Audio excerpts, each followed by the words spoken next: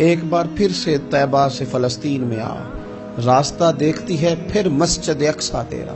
एक बार हुजूर गए थे मक्के से मस्जिद अक्सा, और फिर हुजूर फरमाते हैं जब मैं वापस गया ना तो कुफार ने जो कि मस्जिद अक्सा देखी हुई थी तो मुझसे पूछना शुरू कर दिया कि मस्जिद अक्सा की खिड़कियां कितनी हैं, दरवाजे कितने हैं, पिलर कितने हैं। जब उन्होंने सवाल जवाब किए तो हुजूर फरमाते हैं कि रब करीम ने मस्जिद अक्सा को उठा के मेरे सामने रख दिया।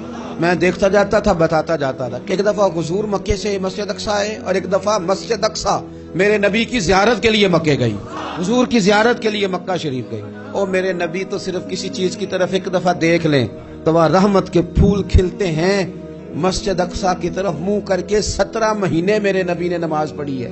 मुसलमानों को पता ही कोई नहीं, हमारी खबरें ही और हैं। और नबी पाक अलैहिस्सलाम ने फरमाया खास करके सफर करना हुआ तो 3 मस्जिदों के लिए करना, एक मस्जिद हराम बैतुल्लाह के लिए, एक मस्जिद नबवी के लिए और तीसरा मस्जिद अक्सा के लिए।